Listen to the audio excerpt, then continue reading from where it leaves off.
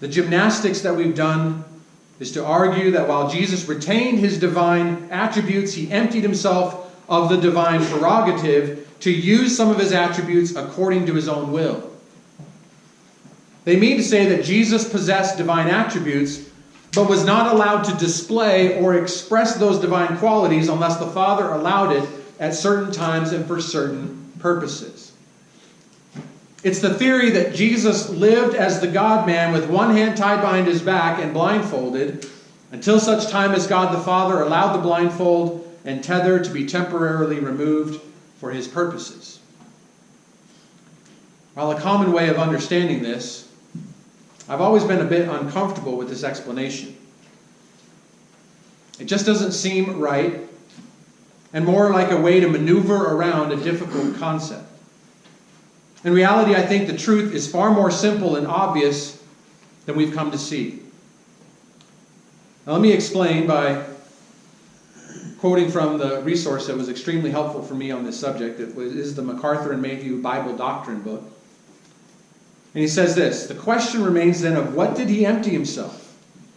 Yet this question itself seems to misunderstand Paul's language in Philippians 2. While the verb kanao does mean to empty, it is used exclusively in a metaphorical sense in the New Testament. It never means to pour out, as if Jesus were pouring his divine attributes out of himself. If that were Paul's intent, he would have used the word ekeo. Instead, kanao means to make void, to nullify, or to make of no effect. Paul employs the term in this sense in Romans 4:14, where he says, "For if those who are of the law are heirs, faith is made void and the promise is nullified." Yet one does not ask, of what has faith been emptied? Rather, Paul intends to say that if righteousness could come by the law, faith would be nullified, it would come to naught. Similarly, it is the wrong question to ask, of what did Christ empty himself? Christ himself is the object of this emptying. He nullified himself. And Shane gets to put a feather in his cap. As the King James Version translates it, he made himself of no reputation. Also of note, the NIV also gets the sense here in its translation, but made himself nothing. What's the point here? It is that Jesus did not empty himself of any of his deity. He did not pour out of himself any element of his divine nature. His deity was perfectly intact and not hamstrung or blindfolded. Jesus emptied himself not by subtraction, but by addition. Not by pouring out portions of his deity, but by adding to himself full and true humanity. If he actually subtracted from himself divine attributes, then it would suggest that he ceased to be God, which contradicts the rest of Scripture in many ways. The Biblical Doctrine book says again, quote, "Yet even in taking on human nature, the Son of God fully possessed his divine nature, attributes, and, key here, prerogatives."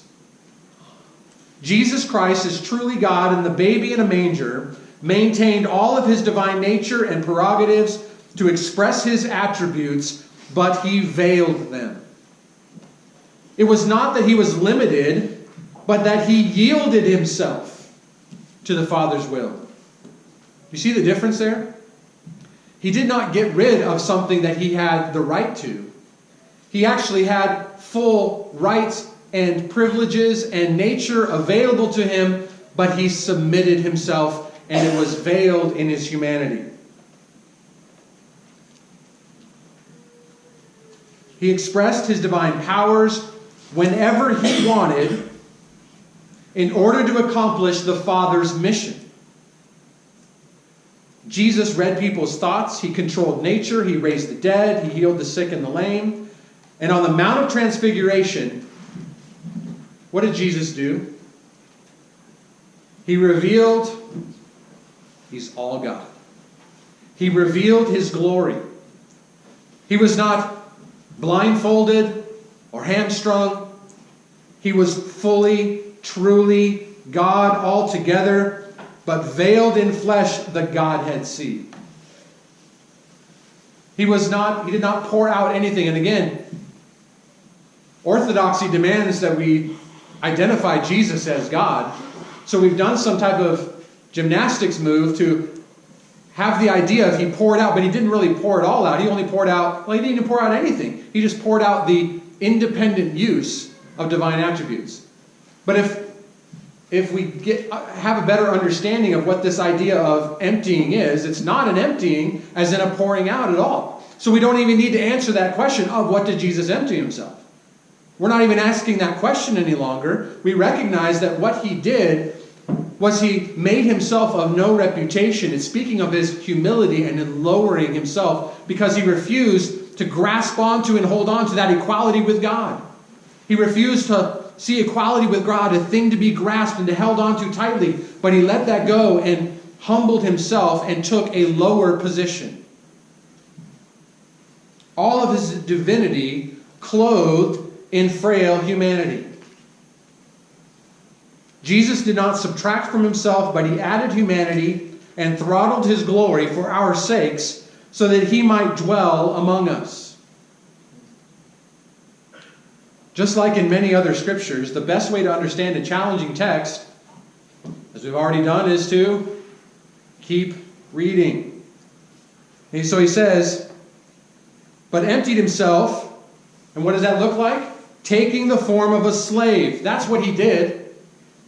He did not pour out his attributes. He became nothing, had one of no reputation.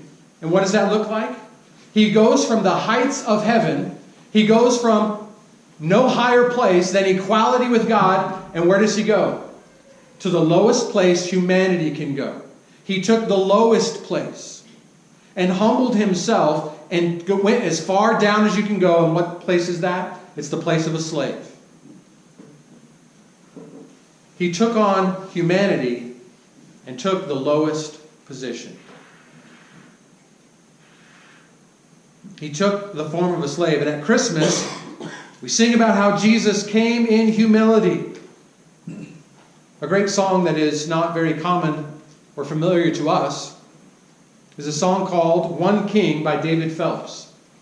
I encourage you to look it up on YouTube. It's also a song that is frequently part of the Grace Community Church Christmas concerts, which is where we first heard it. And one of the great lines in the song is, there have been many babies that become a king, but only one king became a baby. He left his throne and did not hold tight to his status as equal with God. He left behind the perfection of Trinitarian equality in order to do what? In order to take the form of a slave. Within the Trinity, there was perfect relationship, perfect harmony of equality within the Godhead. And that equality in the Trinity was let go of when Jesus humbled himself, made himself nothing and of no reputation, and took the form of a slave, being made in the likeness of men. Verse 8 says, being found in appearance as a man, he humbled himself by becoming obedient to the point of death, even death on a cross. Even the form of death that he suffered was a humiliation. He did not die in his sleep, in privacy and comfort. His birth was humble, wrapped in clothes and laid in a cattle trough, born among animals because there was no room for them in the inn, murdered, hanging naked in the open for all to see and to mock. His life, Mark 10:45, the Son of Man did not come to be served, but to serve, and to give his life a ransom for many. John 13:5, then he poured water into the basin and began to wash the disciples' feet and to wipe them with the towel with which he was girded. He did what a common household slave would have done and did the lowly and humiliating work of washing feet. From his birth through his life to his death, Jesus demonstrated his humiliation and his emptying of any reputation and status as equal with God. His divinity was veiled in the flesh of a slave, yet possessing all the attributes and prerogatives of God. And I think that this really comes home for me in that he did not yield independent use of his divine attributes. Rather, they were all under self-control to the service of the Father's mission. He held back only that which made sense and was appropriate for the mission of the Father, doing only what God the Father told him to do and told him to say. The Biblical Doctrine book again says, he left the worship of saints and angels to be despised and rejected by men, submitting himself to misunderstandings, denials, unbelief, false accusations, and every sort of reviling persecution. As God the Son, he had every right to exercise his divine prerogatives at will. Yet as the suffering servant of Yahweh, he surrendered himself to the will of the Father in everything. He had the independent use of all of his divine attributes, and he submitted them in perfect obedience as the servant of Yahweh to do his Father's will. Truly human, yet truly divine. This is the attitude that you are to have within yourselves, for it was your Savior's perfect attitude. And what is that? Humble yourself before God and become a slave. With your utter and complete obedience. Consider others as more important than yourself. Do not come to be served, but serve.